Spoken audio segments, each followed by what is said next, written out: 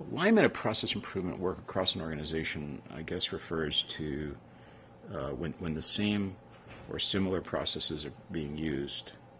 Let's take medication management as an example, or patient-centeredness issues, or a patient safety matter.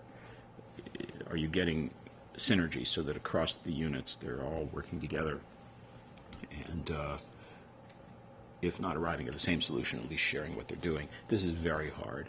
Healthcare has, it's not alone, but like other industries, it has a lot of non-invented here thinking. No, it's 6 West is different from 6 East. We have to do it differently here. That can be pride, and it's good, and people ought to be proud of their work. But a much smarter thing to do is to say, for 6 West to ask 6 East, how do you do that? You may know something I don't. Setting up the environment for that is tough.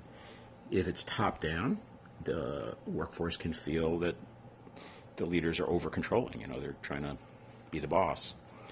If it's bottom-up, you may get disarray and chaos. What would bring these people together? There's some combination of leadership which says, hey, everybody, why don't we take that hill?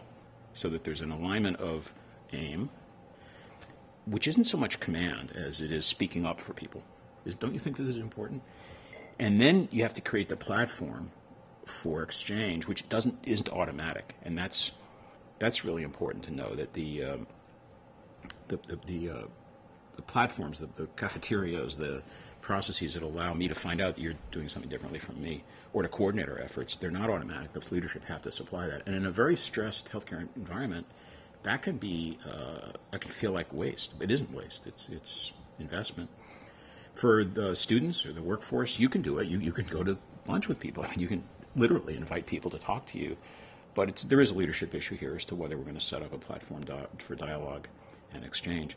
IHI did this nationally with the Breakthrough Series, the project that developed in the mid-1990s. That was trying to set up a national platform for dialogue among organizations, all of whom were working on the same thing, and it worked wonderfully. People really wanted to share and exchange what they were doing.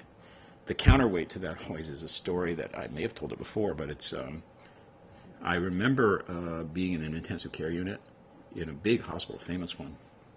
I was in the pediatric intensive care unit, post-operative intensive care unit, and what's on your mind? I asked the nurses, and they said, well, the operating room, they always use adult equipment, and then they send the kids up here with adult burettes and adult tubing and adult material, and we have to change everything, and it's so much rework.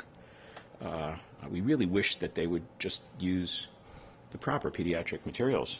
We wouldn't have to do all the rework. I said, well, what did the operating room nurses say when you talk to them? And I remember the room fell silent, and then one of the nurses said to me, talk to them? It's not automatic. You got to think of it.